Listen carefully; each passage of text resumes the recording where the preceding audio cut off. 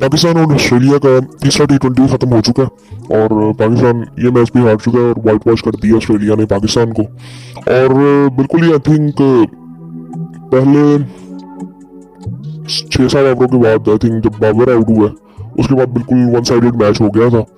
और एक दो चीज़ें हमें पता होनी चाहिए। ये जो पिछले 1-2 दिन पहले आई थिंक पिछले मैच में जो एक इंसिडेंट हुआ था कि बाबर के साथ बदतमीजी की गई थी, तो आज हमें पहले भी पता होना चाहिए था कि बाबर अगर टी20 टीम में नहीं होता तो हमारी टीम सो भी नहीं कर सकती।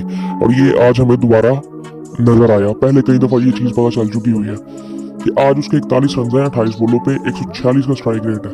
और अगर ये निकाल दें आप तो आपका स्कोर 100 भी नहीं होता और आपने 117 किया।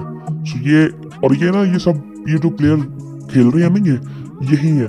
इनसे बेहतर कोई ऐसा नहीं जो बाहर बैठा हुआ है। हम यहाँ पे बात कर सकते हैं कि इस टीम को अगर आगे जाके बेहतर करना है तो हम 2-3 प्लेयर्स की बात अगर करें, मोहम्मद हारिस है, फखर है, साइम है, उनको डाल लेते हैं। आप यहाँ से निकालेंगे किसको? आप किसी सूरत यहाँ से शायद मोहम्मद रिजवान को आप साइड में कर सकते हैं, लेकिन बाबर को नहीं आई थिंक यहाँ से कर सकते।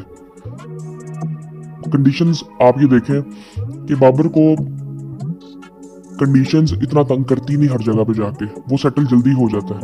मोहम्मद रिजवान उनकी जिस तरह की गेम है वो कई दफा उनको कंडीशंस तंग कर सकती है जहाँ पे गेम बहुत तेज होता है। फॉर एग्जांपल अब ये टी20 सीरीज हम हारे क्यों और ओडीआई सीरीज कैसे जीते थे, इसकी पहले भी हम बात कर चुके हैं। ओडीआई में असल में हमारे पास टाइम होता है, हमारे पास सोचने का टाइम था कि हम क्या करें। बैटिंग में हमारे पास टाइम होता है कि हम थोड़ा टाइम लें, बाद में फिर जो रिक्वायरमेंट्स है उस पर चले। यहाँ पे वो टाइम आपके पास है नहीं। यहाँ पे आपको 6 ओवर का पावर प्ले मिलना है, आपने उसमें बहुत कुछ करना है। और उसके बाद भी बैटिंग को इतनी आसान होती नहीं है, ग्राउंड्स बड़े होते हैं। सो वो जो एबिलिटी हमारे बैट्समैनों की है वो यहाँ पे उस तरह से काम कर नहीं सकती।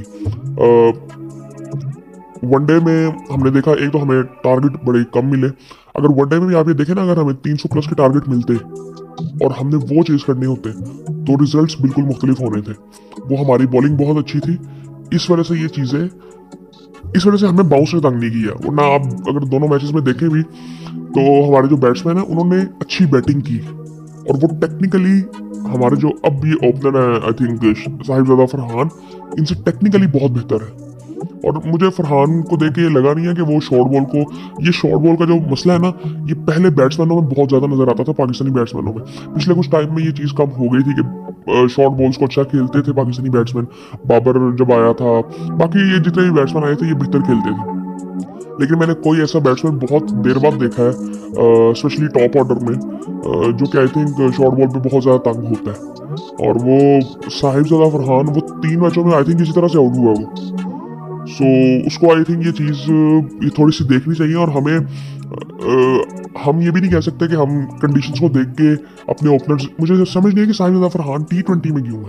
अगर इसको सिलेक्ट करना भी था तो इसको ओडीआई में आप सिलेक्ट कर सकते थे, इसको टी20 में नहीं करना चाहिए था। हमें ये वाली सीरीज में हमें साइम को भी रखना चाहिए था। फखर का ठीक है मसला था, लेकिन मोहम्मद हारिस को भी रखना चाहिए था। मोहम्मद हारिस की कोई परफॉर्मेंस नहीं थी, इस वजह से शायद वो नहीं है, लेकिन आई थिंक वो इन कंडीशंस को वो सूट करता। सो पहले मैं आपको एक दफ़ा स्कोर कार्ड बताता हूँ, फिर इस पर बात करते हैं। पाकिस्तान ने टॉस जीता और पहले बैटिंग की और फरहान और बाबर ने ओपन किया। मोहम्मद रिजवान आज खेल नहीं रहे थे। अच्छा डिसीजन था, आई थिंक रिजल्ट तो आ चुका था और ये चीज़ें होनी भी चाहिए। और ये आई थिंक ये मोस्टली ये चीज़ें जो हो रही हैं वो सिलेक्शन कमेटी की वजह से हो रही हैं। इसलिए सिलेक्शन कमेटी का एक बंदा जो है वो ऑस्ट्रेलिया में टीम के साथ भी है जो कि ये फैसले कर सके, क्योंकि ये चीज़ें पहले भी होती रही हैं और हम चेंजेस करते ही नहीं थे। लेकिन आज आपको ऐसे चेंजेस नज़र आएंगे कि जो कि आई थिंक एक एंगल से देखें तो पॉजिटिविटी एक नज़र आती है, पॉजिटिव डिसीजन मेकिंग नज़र आती है। मोहम्मद रिजवान आज बैठे थे, उनकी जगह पे हसीबुल्ला खेले थे, उस्मान भी आज खेले थे। तो ये सब चांस दिया गया था उन प्लेयर्स को जो कि बेंच में थे, जो कि पहले हमें शायद करना चाहिए था। लेकिन अच्छी बात है, कोई बात नहीं, ऐसी ठीक है बिल्कुल। और वो हसीब ने भी 24 किया, अच्छा किया। बाबर ने 41 किया 28 बॉलों पे। और जिस तरह की शॉट्स वो खेल रहा था, जितना कंफर्टेबल वो था, कोई बैट्समैन नहीं था यहाँ पे, पाकिस्तानी कोई बैट्समैन नहीं था यहाँ पे। ये बात हमें समझ होनी चाहिए। उसकी सबसे बड़ी वजह ये है कि इस टीम में या पाकिस्तान की आई थिंक आप हिस्ट्री में भी देख लें, बहुत कम प्लेयर्स ऐसे आए हैं कि जिनका बैलेंस इस लेवल पे हो जो कि बाबर का है। अब टेक्निकली वो स्ट्रॉन्ग है, उसका बैलेंस इन सबसे बेहतर है। इस वजह से वो कंडीशंस को जल्दी से पकड़ लेता है और उसमें अपने आप को मतलब एडजस्ट कर लेता है। लेकिन बाकी बैट्समैनों में आपको ये चीजें नजर नहीं आती। हसीब भी बेहतर है, हसीब जो 2 मैच खेला है मुझे उसमें ये भी बेहतर लगा कि इसको भी कोई इतना ज्यादा मसला हुआ नहीं है, ये सेटल हो रहा है। लेकिन आज इसकी कोई इतना कन्विंसिंग इनिंग नहीं थी, लेकिन आई थिंक उसने 24 किया, उसको कॉन्फिडेंस मिला होगा। स्टैची इनिंग थी, एजेस लग रहे थे, लेकिन आई थिंक बेहतर था। ये पिछले मैच में भी 7 ओवरों का जो मैच था उसमें भी इसने 1-2 शॉट्स अच्छी मारी थी। सो आई थिंक ये चीज़ें अच्छी है कि हम ये चीज़ ट्राई कर रहे हैं। हसीबुल्ला आया, फिर उसके बाद उस्मान खान आया, उस्मान फिर जल्दी आउट हो गया था आज। आगा पे मुझे अब कंसर्न हो रहा है कि ये आई थिंक वो परफॉर्मेंसेज इसकी आ नहीं रही। इसको जब से वाइस कैप्टन बनाया गया आई थिंक थोड़ा सा प्रेशर इस पर अब नज़र आ रहा है कि 3 मैचों में फ्लॉप हुआ है। उसके बाद आई थिंक और अब मेरे लिए कंसर्निंग ये है कि इसको वाइस कैप्टन भी बनाया हुआ है। तो अब ये T20 में आने वाले टाइम में हमने टीम बनानी किस तरह की है। बाबर को मेरे ख्याल से टीम में होना चाहिए। अब मुझे नहीं लगता कि आप उसके बगैर एडजस्ट कर भी सकते हो टीम। एटलीस्ट 1-2 प्लेयर्स ऐसे होते हैं कि जो कि एंकर करते हैं इनिंग को, और ये अच्छे स्ट्राइक रेट से कर रहा है।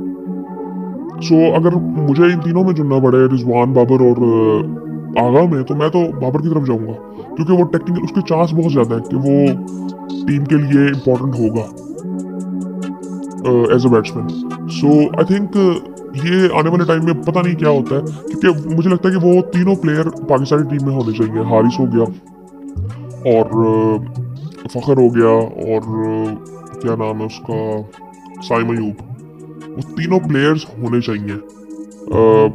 मुझे ये लगता है कि शायद अब्दुल्ला भी इनमें से मिडिल ऑर्डर में अगर आता है तो वो इनसे बहुत बेहतर हो सकता है। उसकी इनिंग्स T20 में 1-2 इनिंग्स ऐसी है, उसको उस तरह से अपॉर्चुनिटीज मिली ही नहीं। डोमेस्टिक में भी इतनी कोई ज़्यादा नहीं मिली आई थिंक, लेकिन उसकी मैंने इनिंग्स देखी थी लाहौर कलंदर की तरफ से जब वो खेला था। सो वो बेहतर, वो T20 का प्लेयर भी बेहतर है, बट वो ना थोड़ा सा वो क्या कहते हैं, पहले डिसाइड कर लेते हैं कि मैंने कौन सा शॉट खेलना है, जिसे हम प्री मेडिटेट कहते हैं कि वो पहले डिसाइड कर लेता है हर चीज़ का मैंने क्या करना है क्या नहीं करना। सो आई थिंक वो थोड़ा सा उसको देखना चाहिए, वो भी हो सकता है। लेकिन आने वाले टाइम में पता नहीं क्या होता है, क्योंकि हमारी T20 की जो रिक्वायरमेंट्स है वो अभी ये प्लेयर्स तो पूरी नहीं कर रहे, और इसके अलावा कोई हमें नज़र भी नहीं आते ऐसे जो कि एकदम आके सारा कुछ चेंज कर देंगे, क्योंकि कंडीशंस का बहुत ज़्यादा फर्क पड़ता है। अब यहाँ से हम जिम्बाब्वे जाएंगे, तो अगर वहाँ पे चीज़ें ठीक हो जाती हैं, सब अपना अपना स्कोर कर लेते हैं, सीरीज जीते, तो उसका मतलब ये नहीं कि हमारी टीम बहुत अच्छी है T20 के हिसाब से, ऐसे नहीं है। सो ये सारी चीज़ें अब हमें देखनी है। तो सबसे पहले तो अब हमें चैंपियंस ट्रॉफी आने वाली है, उसमें काफ़ी चीज़ें आज हो रही हैं। आज प्रेस कॉन्फ्रेंस भी की थी मोहसिन नकवी साहब ने, सो उसमें भी काफ़ी आई थिंक देखता हूँ मैं उसमें बात इतनी ज़्यादा कोई करने वाली है नहीं, कोई नई बात इतनी खास नहीं है वैसे, लेकिन आई थिंक की जा सकती है उस पर बात। लेकिन अभी फिलहाल देखें तो उस्मान भी जल्दी आउट हो गया, सलमान भी जल्दी आउट हो गया, फिर उसके बाद इरफान ने 10 किया। अब इरफान का रन आउट था, अब्बास सामने था। अब यहाँ पे ये गेम अवेयरनेस की बहुत कमी है टीम में, हमारी टीम में जनरली हमारी टीम में बहुत कमी है। जहांदाद खान, हाँ आपके पास एक अच्छा ऑप्शन शान का भी हो सकता था एज एन ओपनर, बट मतलब ऑप्शन हमारे पास बेहतर है कि जिनके पास एक्सपीरियंस भी है इन कंडीशंस का। लेकिन आई थिंक वो अभी कॉम्बिनेशन एक ढूंढना ना, स्पेशली T20 के लिए, वनडे में भी अभी ज़रूरत तो है अभी, लेकिन उसमें आई थिंक उसमें तो बहुत जल्दी देखना होगा कि हमें क्या टीम आगे लेके जानी है। चैंपियंस ट्रॉफी आने वाली है, टेस्ट में 2 टेस्ट जीते हैं तो वो थोड़ी सी बेहतरी नज़र आ रही है, लेकिन उसमें कंसिस्टेंसी होती है, चेंजेस कम होते हैं। सो उसमें भी बॉलिंग की अभी हमें ज़रूरत है कि अच्छे बॉलिंग लाइनअप हो। और बाकी उसके बाद शाहीन ने नीचे से आके 16 किया, जिसकी वजह से 117 हो गया, वरना अदरवाइज ये 100 नहीं हो रहा था। और इसमें भी हाई स्कोर आप देखें बाबर का, और बाबर की हम बात कर रहे थे, और पिछले मैच में किसी ने बदतमीजी से की थी। आई थिंक वो जहालत हम दुनिया भर में जाके दिखाते हैं अपनी कि हम हैं कौन। और आई थिंक उस पर तो मुझे लगता है कोई लीगल एक्शन भी होना चाहिए, और ये पहले एक दफ़ा हुआ भी था मेरे ख्याल से कि ये बदतमीजी करने पे आई थिंक होना चाहिए इन चीज़ों पे एक्शन। और खैर उसके बाद 117 पे ऑल आउट हो गई थी, पूरे ओवर्स पाकिस्तान ने खेले नहीं, 19वां ओवर अभी शुरू हुआ था। और ऑस्ट्रेलिया की तरफ से अगर देखें तो एरन हार्डी ने 3 आउट किए, जेम्पा ने 2 आउट किए, नेथन एलिस ने 1 आउट किया, स्पेंसर जॉनसन ने 2 आउट किए। यार ये बॉलर अच्छा लग रहा है यार, स्पेंसर जॉनसन अच्छी बॉलिंग करता है, ये मुझे अच्छा लगा ये बॉलर। उसके बाद जेवियर ने 1 आउट किया। सो उन्होंने डिसेंट बॉलिंग की सबने। और उसके बाद फिर जब ऑस्ट्रेलिया बैटिंग के लिए आया, मैथ्यू शॉट जल्दी आउट हो गया, जेक फ्रेजर मगर्क ने 18 किया, फिर वो आउट हो गया। जहांदाद ने उसको आउट किया। शाहीन ने मैथ्यू शॉर्ट को पहले आउट किया था। उसके बाद फिर मार्कस स्टोनिस आया तो उसने बिल्कुल ही साइड पे कर दी गेम। इंग्लिश ने 27 किया 24 बॉलों पे, वो कैप्टन भी है टीम का। और जब स्टोनिस आया तो उसने 61 किया 27 बॉलों पे, 225 का स्ट्राइक रेट, 5 छक्के 5 चौके उसने लगाए और उसने अच्छी खासी फेंटी लगाई सबकी। और शाहीन को भी मार पड़ी उससे। और उसके बाद हारिस की अगर बात करें तो हारिस का भी एक ओवर जो तीसरा था वो बड़ा पड़ी थी उसको मार अच्छी खासी। सो आई थिंक ये अब थोड़ा सा हमें देखना है कि हमारी रिक्वायरमेंट्स क्या है। बस ये चीज़ नहीं होनी चाहिए कि अब हमने ये टूर कर लिया तो आगे अगला टूर जो है अब वो शुरू हो जाएगा तो उसमें सारी चीज़ें ठीक ठीक ऐसे हो जाती हैं, ठीक नज़र आना शुरू हो जाती हैं। जैसे T20 में परफॉर्मेंसेज आ जाती हैं तो हम कह दें कि जी हमारी टीम तो बिल्कुल सेट है। नहीं, ऐसे नहीं है, हमारे मसले हैं और वो हमें ठीक करने हैं। बाकी आई थिंक उन प्लेयर्स की तरफ आई थिंक सोचना चाहिए अब हमें, फखर, हारिस। और बट वो बात वही है कि हारिस की परफॉर्मेंस नहीं थी इस वजह से शायद वो नहीं था, लेकिन आई थिंक देखना चाहिए थोड़ा सा। बट अभी मैं समझता हूँ कि ये जो बेंच स्ट्रेंथ हम ट्राई कर रहे हैं तो इस पर इतनी ज़्यादा कोई बात कर नहीं सकते कि ये चीज़ें ख़राब हैं, ये चीज़ें ठीक है।